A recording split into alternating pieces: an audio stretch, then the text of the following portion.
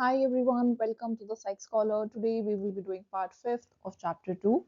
So we were discussing about psychodynamic approach. In the previous video lecture, we were discussing about psychodynamic approach. So this approach is basically divided into two parts. एक थी इसके अंदर Freud की approach, दूसरी है इसके अंदर neo फ्रॉइडियंस की approach. So in this video lecture, we will be talking about neo-Freudians. Freud के बारे में हम पार्ट 4 में ऑलरेडी कवर कर चुके हैं. Now let's talk about post-Freudian approach, also known as neo-Freudian approach. It simply means ऐसे लोग, ऐसे साइकोलॉजिस्ट जो फ्रॉइड के बाद आए हैं, पोस्ट फ्रॉइडियन, फ्रॉइड के बाद आने वाले लोग. अब इसमें क्या चीज इंपॉर्टेंट है, ये जो लोग थे, ये जो साइकोलॉजिस्ट थे, they do agree with Freud to some extent. ये फ्रॉइड की किन्हीं किन्हीं बातों से अग्री करते हैं, but they don't agree completely with Freud. ये फ्रॉइड से कंप्लीटली अग्री नहीं करते. फॉर एग्जाम्पल, जैसे जो सिगमंड फ्रॉइड थे, उन्होंने किस चीज पे सबसे ज्यादा फोकस करा है? उन्होंने सेक्सुअल अर्जेस और अग्रेसिव टेंडेंसीज पे ज्यादा फोकस करा है.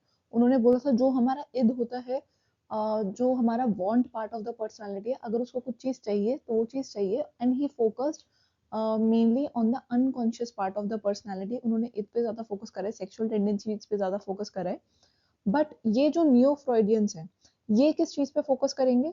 ये फोकस करते हैं क्रिएटिविटी, कॉम्पिटेंस, प्रॉब्लम सॉल्विंग.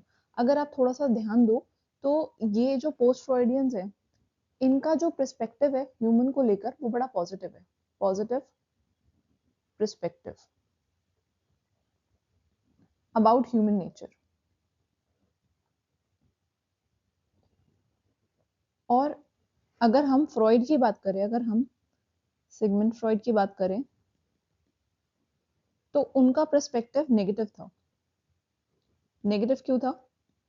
क्योंकि उन्होंने सबसे ज्यादा फोकस करा है कि हमारे अंदर एग्रेसिव टेंडेंसीज होती है, हमारा जो अनकॉन्शियस पार्ट है वो सबसे ज्यादा हमारी पर्सनालिटी को डोमिनेट करता है. अगर हमको कुछ चीज चाहिए तो अभी चाहिए, हम वहाँ पे अग्रेसिव टेंडेंसीज और सेक्सुअल अर्जेस की ज्यादा बात करते हैं. तो सिगमंड फ्रॉइड का जो पर्सपेक्टिव है ह्यूमंस को समझने के लिए, वो बड़ा नेगेटिव है. और न्यू फ्रॉइडियंस का जो पर्सपेक्टिव है, वो as compare to Sigmund Freud उनसे पॉजिटिव है. क्यों? क्योंकि यहाँ पर हम क्रिएटिविटी की बात करते हैं कि हम कैसे नए नए आइडियाज के साथ आते हैं, हम कॉम्पिटेंस की बात करते हैं कि हम किस तरीके से स्किल्स बिल्डअप करवाते हैं, हम प्रॉब्लम सॉल्विंग की बात करते हैं. अब इस अप्रोच को फॉलो करने वाले कौन कौन से साइकोलॉजिस्ट हैं? Carl Jung, Karen Horney, Alfred Adler, Erich Fromm and Erik Erikson. Now let's talk about Carl Jung. His theory is known as analytical psychology. इनकी थ्योरी का नाम है analytical psychology. अब ये क्या बोलते हैं पर्सनालिटी के बारे में? Personality consist of competing forces and structure with in the individual. जो हमारी पर्सनालिटी है, इसके अंदर कंपीटिंग फोर्सेस होती है. कंपीटिंग फोर्सेस का मतलब क्या है? आप ऐसा सोचो, there is a one part of your personality who don't want to work. मतलब आपकी जो पर्सनालिटी है उसका एक पार्ट है जो बहुत ज्यादा लेजी और काम नहीं करना चाहता. But there is another part of your personality who wants to study for exam. तो अगर आप यहाँ ध्यान से देखो तो ये कंपीटिंग फोर्सेस है. कंपीटिंग फोर्सेस का मतलब है कि ये दोनों फोर्सेस क्या हैं? ये एक दूसरे के कंप्लीटली अपोजिट हैं. और ये जो फोर्सेस हैं, they must be in balance. मतलब हमारे अंदर जो कंपीटिंग फोर्सेस होती है, वो बैलेंस्ड होनी चाहिए. इट सिंपली मीन्स आप कभी कभी रिलैक्स करो और आप कभी कभी काम करो. तो इन दोनों के बीच में, रिलैक्स करने के बीच में और काम करने के बीच में एक बैलेंस होना चाहिए. अब एक बार हम दोबारा से बात करेंगे फ्रॉइड की. तो इफ यू रिमेम्बर, फ्रॉइड ने कितनी चीजों के बारे में बात करी है? Freud talk about the consciousness, ऐसा बिहेवियर जिसके बारे में हमको अवेयरनेस है. Then he talk about preconscious, ऐसी चीजें अगर आप उसको थोड़ा एफर्ट डाल के सोचो, then you will be able to recall it. Then is our unconscious. Unconscious simply means ऐसी चीजें जिसके बारे में हमको कोई अवेयरनेस नहीं है. Now we will be talking about Carl Jung ने किस तरीके से पर्सनालिटी को समझा है. So according to Carl Jung, there is a consciousness. Consciousness simply means our ego, all those things which we are aware about. Consciousness में हमारा क्या आएगा? जिन चीजों के बारे में हमको अवेयरनेस है. Then he talked about unconscious, ऐसी चीजें जिसके बारे में हमको कोई अवेयरनेस नहीं है. बट इन्होंने जो अनकॉन्शियस है इसको दो पार्ट में डिवाइड करा है. First is personal unconsciousness. Personal unconsciousness simply means ऐसी चीजें जो हमसे रिलेटेड है लेकिन हमको उनके बारे में अवेयरनेस नहीं है, हमारे individual experiences. Then is our collective unconsciousness. Collective unconsciousness simply means ये चीज कुछ कॉमन होगी. कॉमन किस चीज के बीच में होगी? आप ऐसा सोचो, these are the kind of a deep memory that is passed down through generation. ये एक ऐसी memories हैं जो हमको जनरेशन टू जनरेशन ये पास ऑन होती जा रही है. और आप देखोगे ये जो मेमोरीज हैं they are common in every culture. So things experienced by our ancestor. जो हमारे एंसेस्टर्स ने चीजों को एक्सपीरियंस करा और वो चीजें उन्होंने हमको पास ऑन कर दी. अब ये जो हमारा कलेक्टिव अनकॉन्शियस है इसके अंदर एक चीज आती है which is known as archetypes. हमारे कलेक्टिव अनकॉन्शियसनेस में एक चीज आएगी आर्केटाइप्स. अब ये आर्केटाइप्स क्या होते हैं? Archetype simply means these are the universal pattern और सिंबल. आप ऐसा सोचो ये एक यूनिवर्सल पैटर्न है. फॉर एग्जाम्पल जैसे कॉन्सेप्ट ऑफ गॉड. आप देखोगे ये जो कॉन्सेप्ट है गॉड का, this concept is common in every culture. Concept of mother earth. Mother earth का कॉन्सेप्ट आप देखोगे हर जगह कॉमन है. Concept of hero, concept of love, ये चीजें थ्रू आउट हमको मतलब ये चीजें ऐसी हैं जो हमको generation to generation pass on होती गई हैं और ये चीजें हर कल्चर में आपको कॉमन दिखेंगी. So collective unconsciousness consisting of archetypes. Collective unconsciousness में हमारे आर्केटाइप्स आते हैं और ये जो आर्केटाइप्स है they are not individually acquired. मतलब सिर्फ और सिर्फ आपने ही एक्वायर नहीं करे हैं, they are inherited. It simply means कि ये सबको ही मिले हैं और ये कॉमन है. Then according to him for achieving unity and wholeness. अगर हम यूनिटी और होलनेस अचीव करना चाहते हैं, अगर हम चाहते हैं जो हमारी पर्सनैलिटी है वो अच्छे से डेवलप करे, तो हमारे पास कंप्लीट अवेयरनेस होनी चाहिए. मतलब हमको अवेयरनेस होनी चाहिए हमारे पर्सनल अनकॉन्शियसनेस में क्या है और हमारे कलेक्टिव अनकॉन्शियसनेस में क्या है.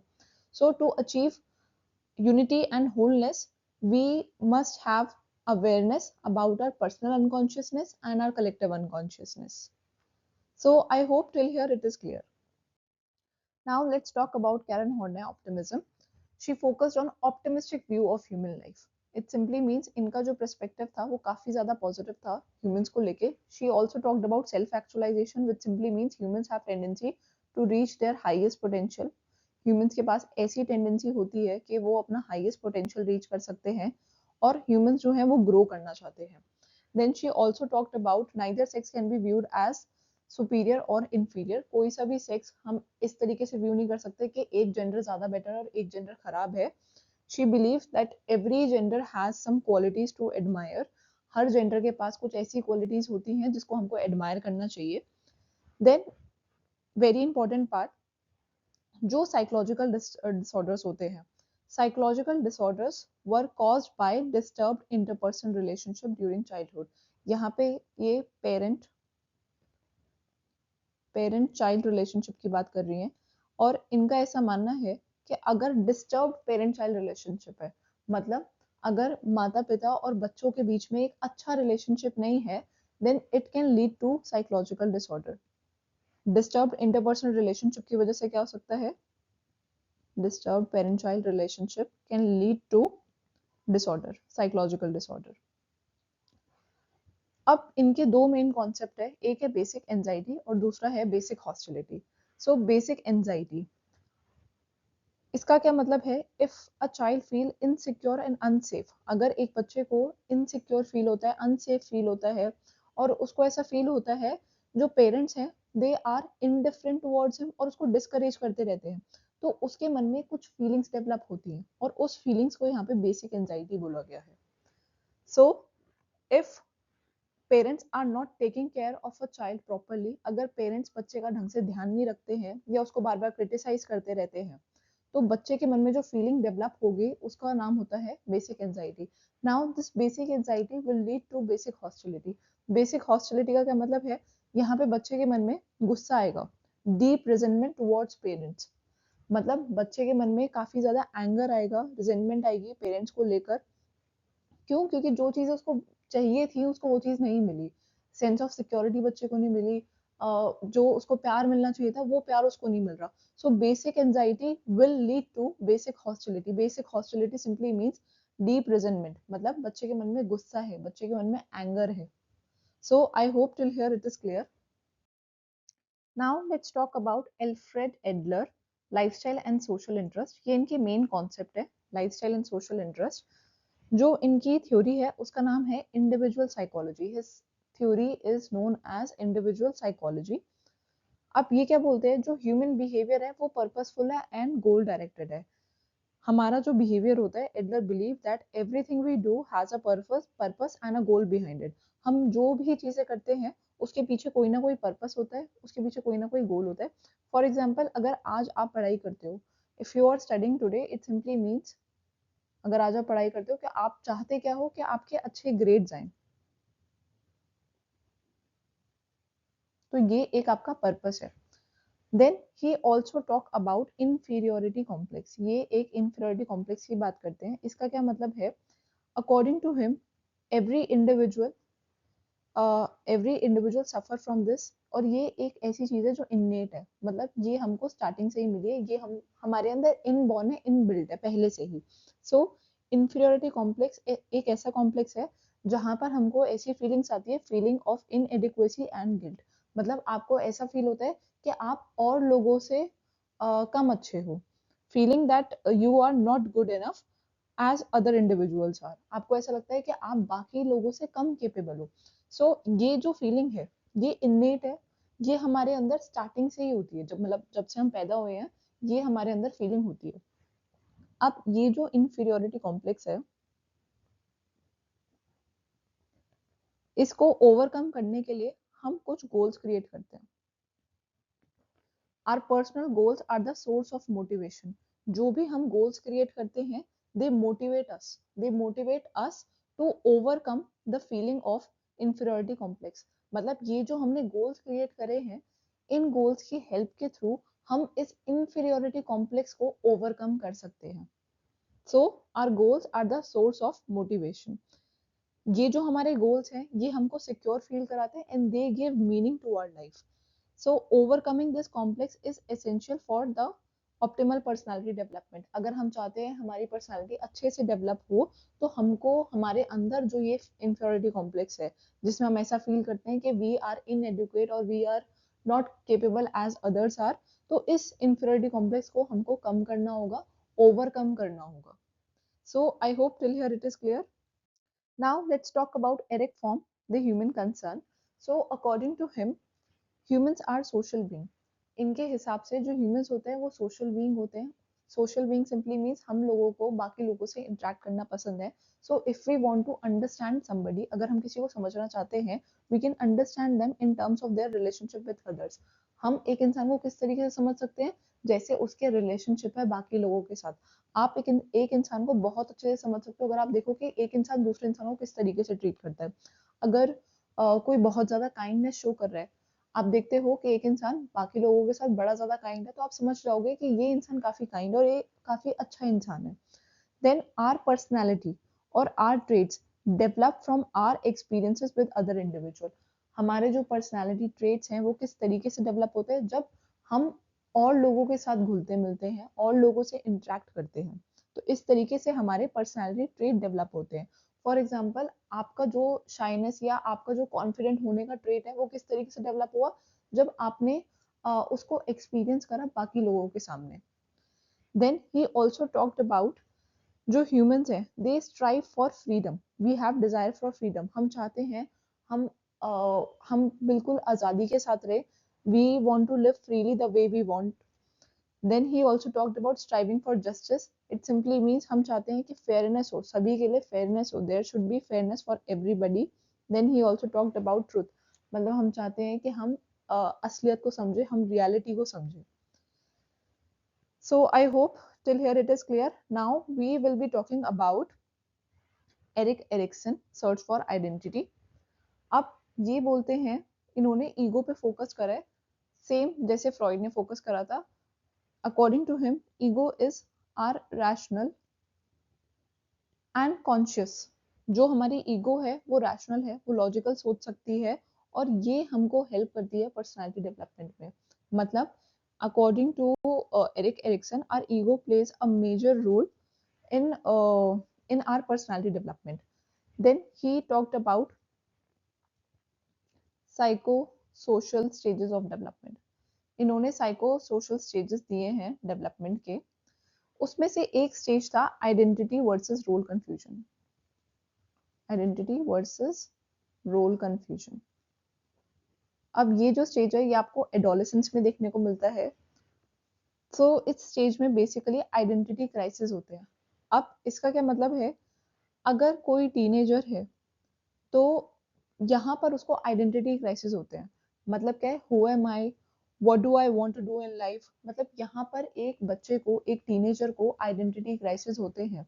अगर एक बच्चा अपनी आइडेंटिटी फाइंड आउट कर लेता है, उसको पता लग जाता है this is what I want to be and this is what I want to do in career, तो वो जो आइडेंटिटी है that plays a central perspective. उस आइडेंटिटी से एक बच्चे को, एक टीनेजर को एक सेंट्रल पर्सपेक्टिव मिलता है और एक डायरेक्शन मिलती है। Yes, this is what I want to do. हाँ, आगे का पाथ मेरा इस तरीके से होने वाला है। और ये आइडेंटिटी उसको एक सेंस ऑफ यूनिटी और पर्पस देगी। सो आपको इसमें क्या याद रखना है, Erik Erikson talked about identity crisis of adolescence. इन्होंने आइडेंटिटी क्राइसिस की बात करी है। And if we find out our identity, अगर हमको पता लग जाता है कि हाँ ये मेरी आइडेंटिटी होगी और मेरे को आगे ये चीजें करनी है, then it gives a central perspective and a direction. हमको इससे डायरेक्शन मिलती है और एक सेंस ऑफ यूनिटी और पर्पस भी फील होता है कि हाँ अब आगे मुझे समझ में आ गया मुझे क्या करना है अपनी लाइफ में। So I hope till here it is clear. Now let's talk about criticism of psychodynamic theories. क्या ड्रॉबैक्स रहे हैं साइकोडायनामिक थ्योरी के? In this, we will be talking about Freud and New Freudians. So these theories are largely based on case studies. ये जो theories दी गई हैं, ये case studies के basis पर दी गई हैं। So जो फ्रॉइड थे, फ्रॉइड ने अपनी जो पूरी थ्योरी दी है, उन्होंने जो साइकोसेक्सुअल स्टेजेस ऑफ डेवलपमेंट की बात करी है, उन्होंने सारी की सारी थ्योरी अपनी केस स्टडीज के बेसिस पर दी है। Also, they have used small and atypical individuals as a sample. अब इनका जो सैंपल रहा है वो पहले से ही ऐसा, देखो फ्रॉइड ने जो केस स्टडीज करी है वो उन लोगों की केस स्टडीज करी है जो उनके पास पेशेंट आते थे। अब जो पेशेंट आते थे they already have some mental disorder. अब उन्होंने क्या करा, ये जो ऑलरेडी डिसऑर्डर वाले लोग हैं उन्होंने इसको एज अ सैंपल ले लिया and then he created a theory. अब आप खुद सोचो, अगर हम सैंपल ऐसा ले रहे हैं जिसको ऑलरेडी कोई डिसऑर्डर है, तो क्या हम उस चीज को जनरलाइज कर सकते हैं? क्या हम बोल सकते हैं कि बाकी के सारे लोग भी इसी तरह से डेवलप होते हैं? सो ये जो आपने सैंपल लिया है इसको हम जर्नलाइज नहीं कर सकते, we can not generalize it. और यहाँ पे ज्यादा साइंटिफिक बेसिस है नहीं। Then concept are not properly defined. आप देखोगे हमने जो काफी सारे कॉन्सेप्ट की बात करी है, फॉर एग्जाम्पल अगर मैं आपको बोलूँ आर्केटाइप्स, तो ये एक ऐसा कॉन्सेप्ट है जो प्रॉपरली डिफाइंड नहीं है और यहाँ पे कोई साइंटिफिक टेस्टिंग पॉसिबल नहीं है। Then Freud has used male as a prototype of all human personality development. अब जो फ्रॉइड है, फ्रॉइड ने ओडिपस कॉम्प्लेक्स की बात करी थी, इलेक्ट्रा कॉम्प्लेक्स की बात फ्रॉइड ने नहीं करी है, इलेक्ट्रा कॉम्प्लेक्स की बात कार्ल यूंग ने करी है। सो फ्रॉइड की जो थ्योरी थी वो ज्यादातर मेल ओरिएंटेड थी। मतलब उन्होंने जो स्टेजेस ऑफ डेवलपमेंट दिए थे उन्होंने एक मेल को कंसिडर करते हुए दिए थे। एंड यू वोंट बिलीव, जो उनकी सारी की सारी केस स्टडीज हैं वो फीमेल्स के ऊपर हुई हुई है। तो इन्होंने जो ये stages of psycho sexual stages दिए हैं, ये सारे स्टेजेस एक मेल को कंसिडर करते हुए दिए हैं। And he overlook the female experience और पर्सपेक्टिव। इन्होंने फीमेल पर्सपेक्टिव और एक्सपीरियंस को बिल्कुल इग्नोर कर दिया है। So I hope till here it is clear. So if you have any doubt, you may ask in the comment section. If you want to download this PPT, you can email me on the psychscholar24@gmail.com. And if you want to join my live classes for class 11th and 12th graduation, masters, or any other competitive exams like CUET, GATE, NET, JRF, MPhil, then you can email me to enroll. Thank you very much